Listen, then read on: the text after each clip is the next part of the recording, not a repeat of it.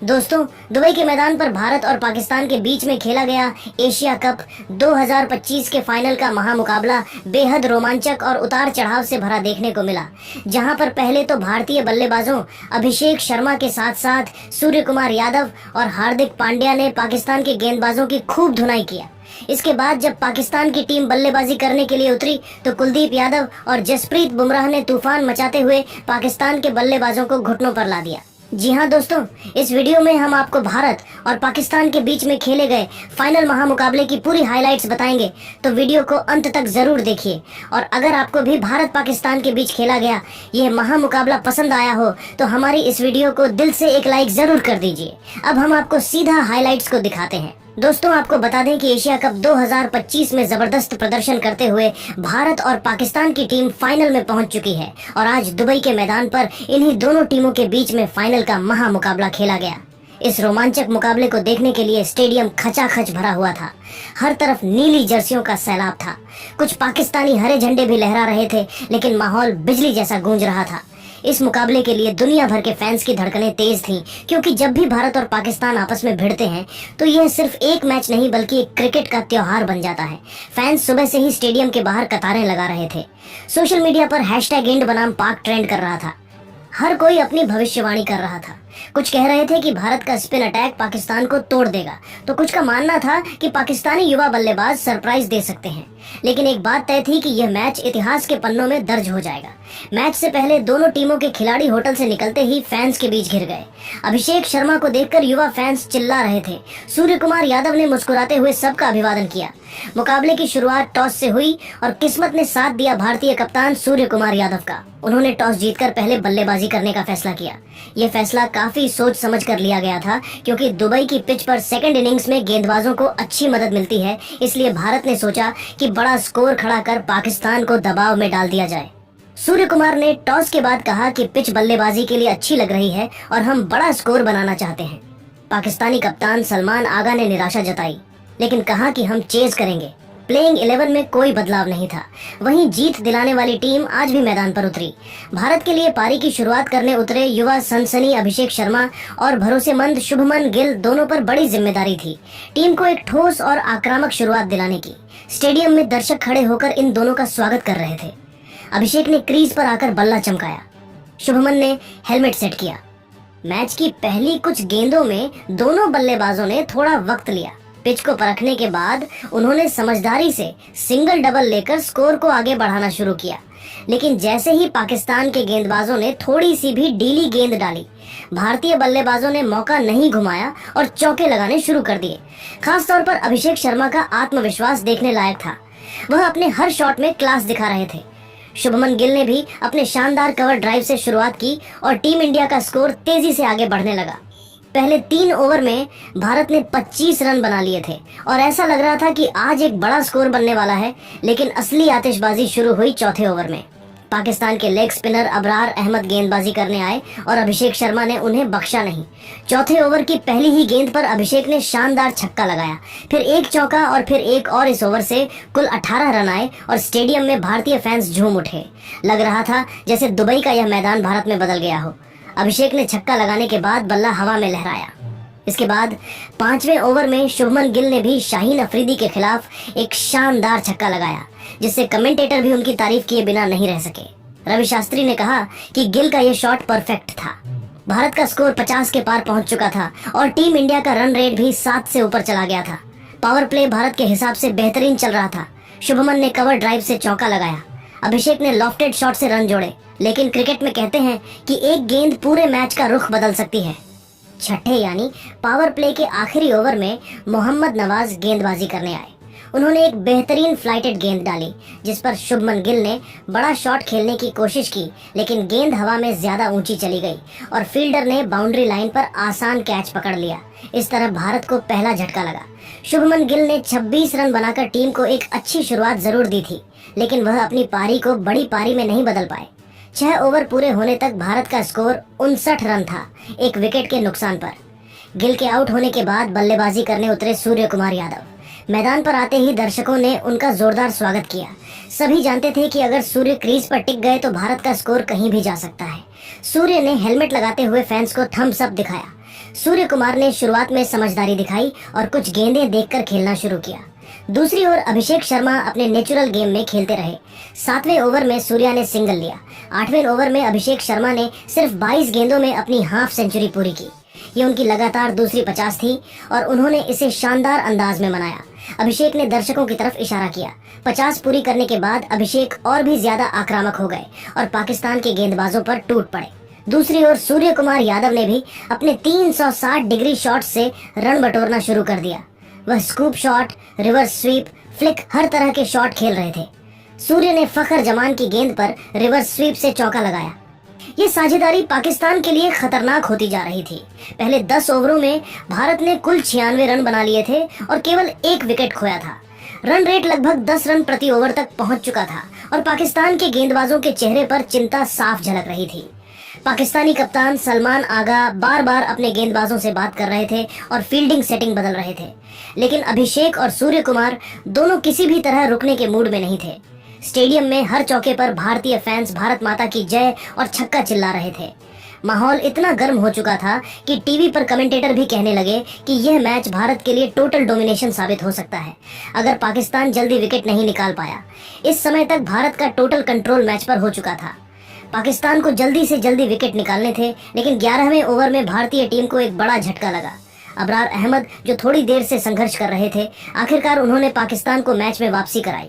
उन्होंने अपनी गुगली से अभिषेक शर्मा को चकमा दिया और वह बड़ा शॉट खेलने के चक्कर में बाउंड्री पर कैच दे बैठे। अभिषेक की पारी में छक्कों की आतिशबाजी देखने को मिली थी और उनकी वजह से भारत की पारी को एक शानदार शुरुआत मिली। अभिषेक ने 61 रन बनाए। अभिषेक के आउट होने के बाद मैदान पर आए युवा बल्लेबाज तिलक वर्मा। शुरुआत से ही तिलक का इरादा साफ था, वह मैच पर पकड़ बनाए रखना चाहते थे। आते ही उन्होंने कुछ बेहतरीन शॉट्स लगाए और रन गति को गिरने नहीं दिया। तिलक ने सईम अयूब की गेंद पर कवर ड्राइव से चौका लगाया। दूसरी तरफ सूर्य कुमार यादव, जो थोड़ी देर से सेट हो चुके थे, उन्होंने भी अब अपने 14वें ओवर में तो जैसे स्टेडियम में आतिशबाजी हो गई। पाकिस्तान के गेंदबाज सईम अयूब को सूर्य कुमार ने निशाने पर लिया और लगातार 2 छक्के जड़े। इनके साथ भारतीय दर्शक उछल पड़े और माहौल पूरी तरह भारतीय रंग में रंग गया। ऐसा लग रहा था जैसे दुबई का मैदान एक मिनी वानखेड़े बन गया हो। तिलक और सूर्या की यह साझेदारी पाकिस्तान के लिए मुश्किलें खड़ी कर रही थी। दोनों ने 15वें ओवर तक 50 रन की साझेदारी पूरी कर ली और भारत का स्कोर 150 के पार पहुंच गया। उन्होंने इस ओवर में 4 बेहतरीन चौके लगाए और भारत के स्कोर को और भी विशाल बना दिया। सूर्या ने लॉफ्टेड कवर ड्राइव से चौका लगाया। तिलक ने पुल शॉट से जवाब दिया, लेकिन यह साझेदारी ज्यादा लंबी नहीं चली। 16वें ओवर में शाहीन अफरीदी ने कमाल कर दिया। उन्होंने अपनी स्विंग से सूर्य कुमार यादव को बोल्ड कर दिया।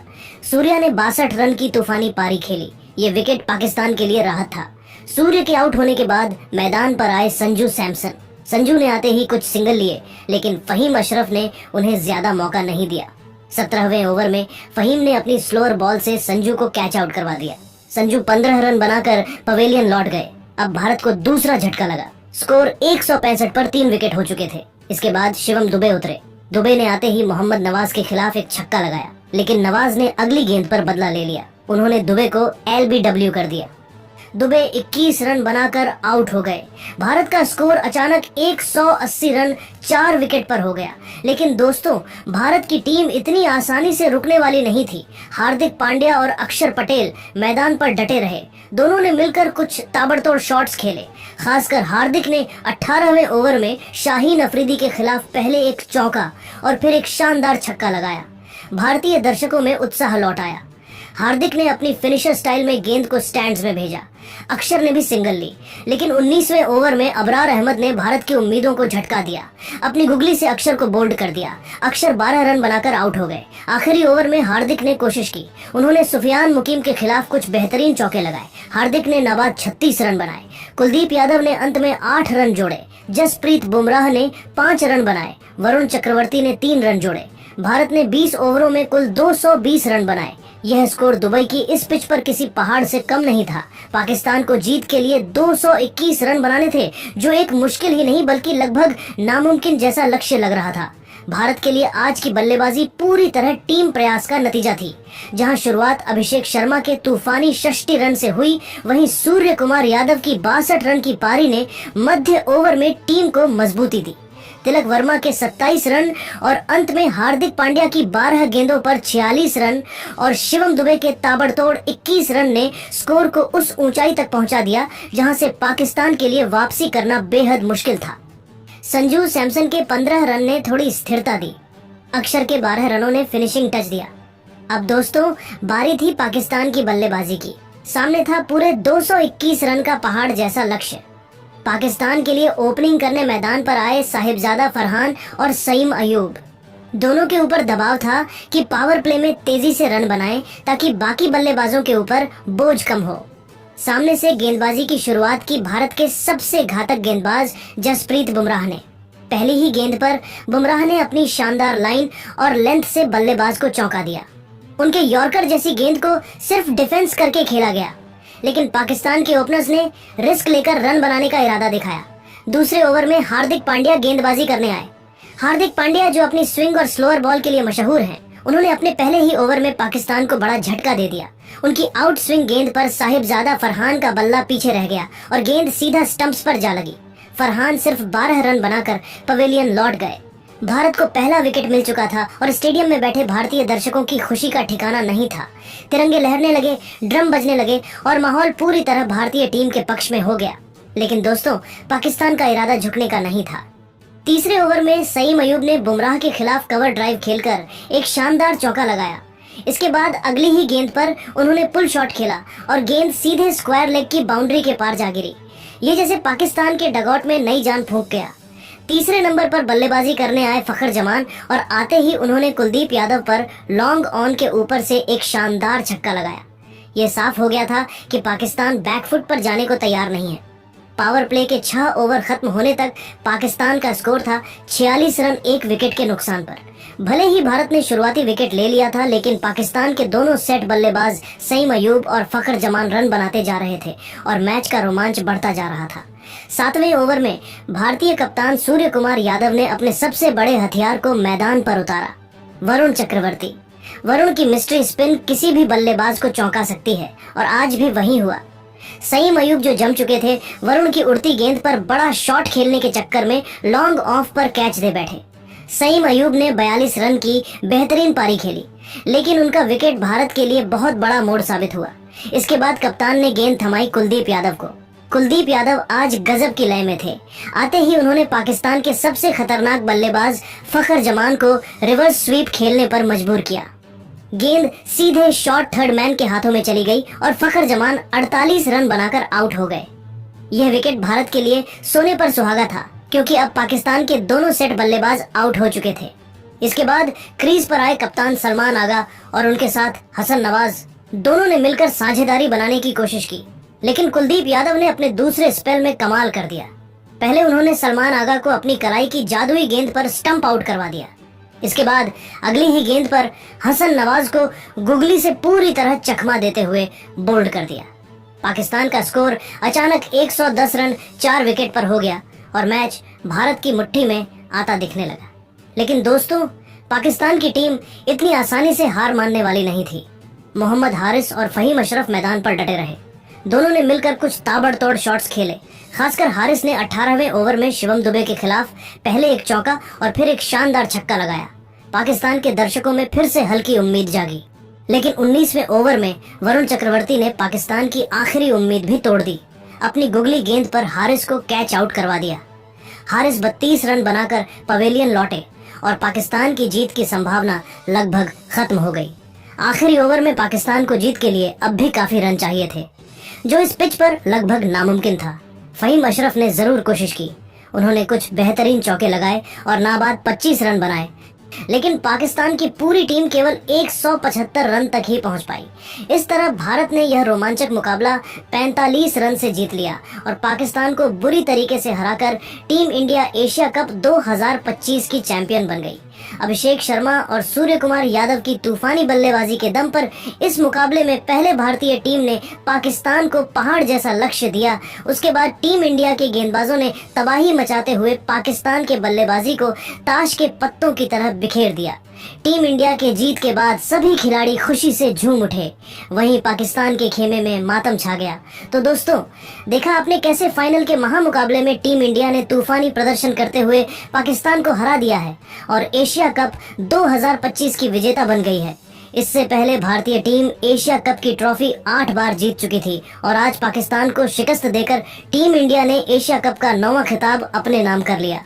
लेकिन दोस्तों, अब आप सभी को क्या लगता है, टीम इंडिया को चैंपियन बनाने में सबसे ज्यादा योगदान किस खिलाड़ी का रहा?